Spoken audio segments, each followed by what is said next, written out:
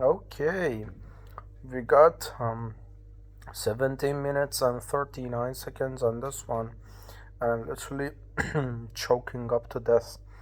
But it's just quite interesting world we live in because there are things happening that everyone is surprised, and it's like I'm surprised why everyone is surprised.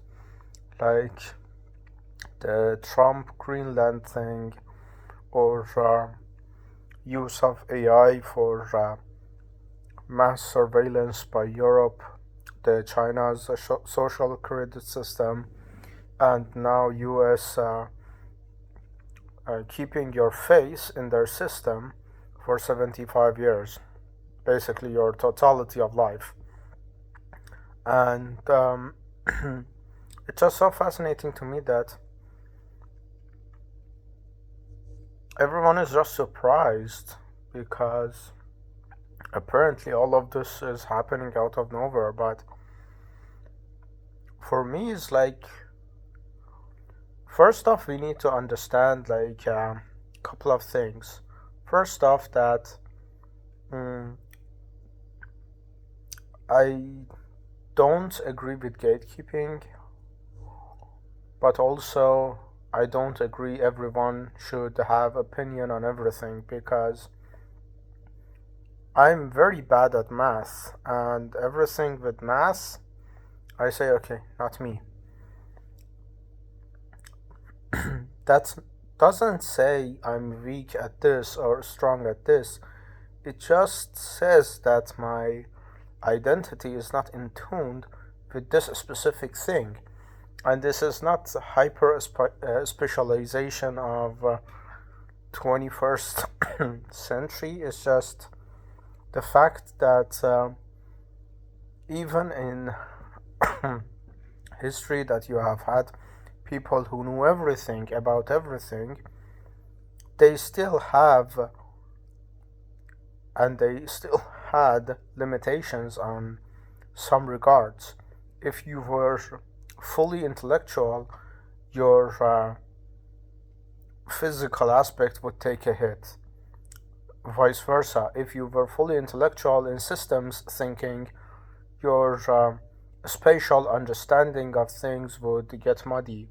If you were great at math, you wouldn't be necessarily great at deep synthesis and logic. So,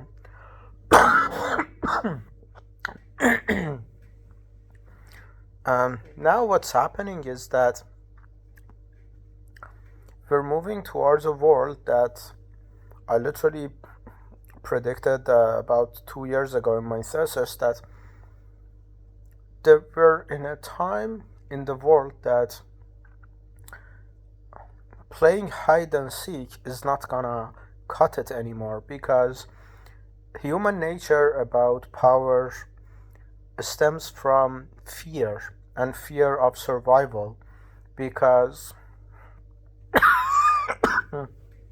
everyone in history runs this quick math in their head that if I'm allowed to talk, my dear throat. But yeah, it's everyone is running this analysis in their head that A, exhibit A, let's say, there are other people like me and they have different situations. Let's say the Unga Bunga times. Two, there are threats that are threatening my survival, and for whatever reason, I don't want to die. Exhibit 3 is that okay, I either leverage other people, and how do I leverage other people to fight the bear, to fight the famine, to secure my survival? Okay, they're gonna think the same thing, so we need to find mutual enemy in the bear, in the tiger, in the famine, and we need to band together to be mutually kind of beneficial because don't other people too want to survive, so it's a win-win situation. And that evolves into metrics of power management. That within the society of Unga Bunga people, you have some people that are clothed, some people that see things happening a split second faster. They have great hearing, they have a great sense of scent, and all of that. These people are slowly marginalized towards better chances of survival. And I had literally this friend who was a dating coach. He literally said, in the why women are attracted to masculine men and bad boys is because in the genetics of 3,000 or thousands of years, women were attracted towards the man who wasn't the poet but who was the brawler, because the brawler could fight a bear, the poet would just run away. Now, the Elon Musks of the world, the poets, are running the world. But this is intrinsic to women's biological coding of survival, that still the bad boys are running the show. So this is this mismatch of evolutionary biological history within their veins and the societal reality that has changed in the past 100 years, past hundreds of years, bare minimum. So this mismatch is the mismatch of understanding how people behave in comparison to how they should behave. A woman should be literally flirting in every university with someone who has a PhD, because most of them are gonna have more secured future rather than someone who is in a jail. But that's literally sexually unattractive, because that's not tied to survival coding of women's kind of whole, let's say, biological system. The other side of things is that there is this glitch in history that every now and then one of the men or one of the people who is marginally bettered than other people doesn't hide it and doesn't say, okay, I'm I'm just gonna be a humble king. I'm just gonna say, okay, I get the resources, I get the women, I'm gonna be satisfied with this, and I'm just gonna be okay with this, and I'm just gonna rule from the shadows. I'm gonna secure my survival by playing it nice with other people because I don't want friction. In time, there have been multiple people in history that they say, lols, no, fuck it, I don't. They say, okay, they see the pattern of power clearly, that they have the leverage points, they have good scent, they have, let's say, the invented metrics of worth, which is money, market, connections. And connection means literally you have people that association with you is more beneficial to them than disassociation. That's literally the connection, the network thing. And all of that aside, most people operate without acknowledging that, because they just eat good. They literally are on top of the food chain. But there is this glitch that the human ego seeps through, because human ego is built for survival. You have self-preservation that sometimes is literally just hiding your assets, your benefits, and whatever. As Sun Tzu literally says, appear weak when you're strong, appear strong when you're weak. This is not poetry, this is because you you balance out the leverage points you got with perception, and you become unpredictable to others that are acting out of fear or out of every kind of incentive to threaten your survival, because everything is the funny thing is humans are born and their whole coding is fighting to be alive. So literally you're tossed on the planet earth, let's say there is god or whatever, and the first breath you draw is not guaranteed. You need to fight for it. You need to be dependent on society or the world around you. You need to eat, you need to breathe, you need to every instance of your being is dependence.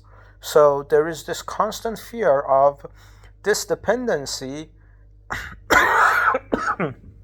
ending by nature, by other humans, by everything.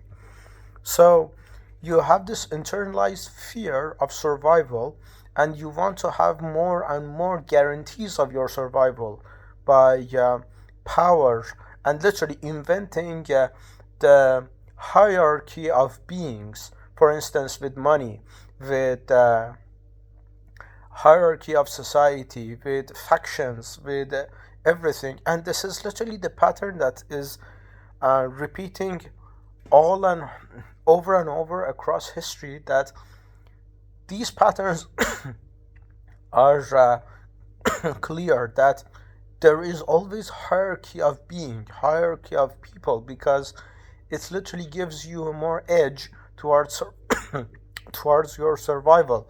It's literally what Elon Musk says, that I'm literally dying, but yeah, I need to have my thoughts articulated.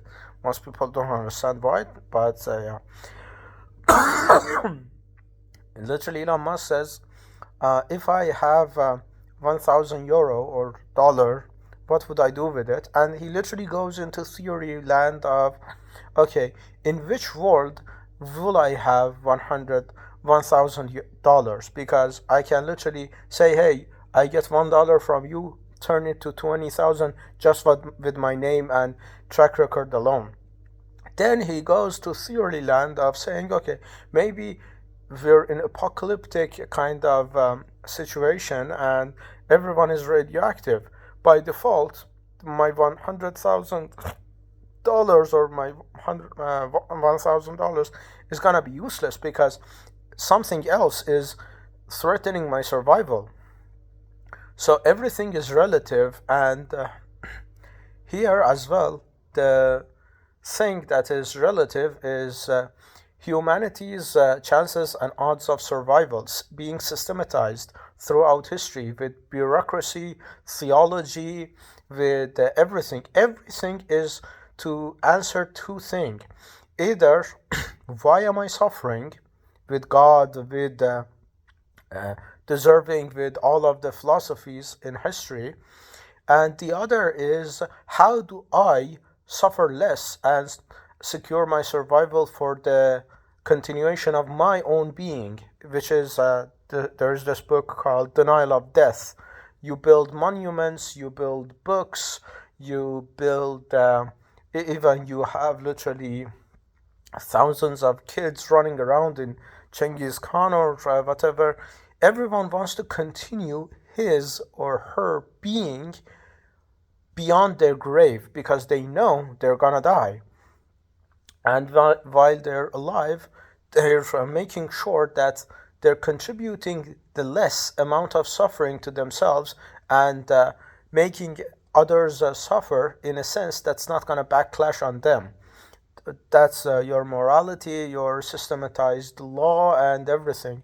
I always seen law as a system of mass coordination, because law never, in my 8 years of studying law and actually implementing law, have never seen law benefit 100% of people it was written for.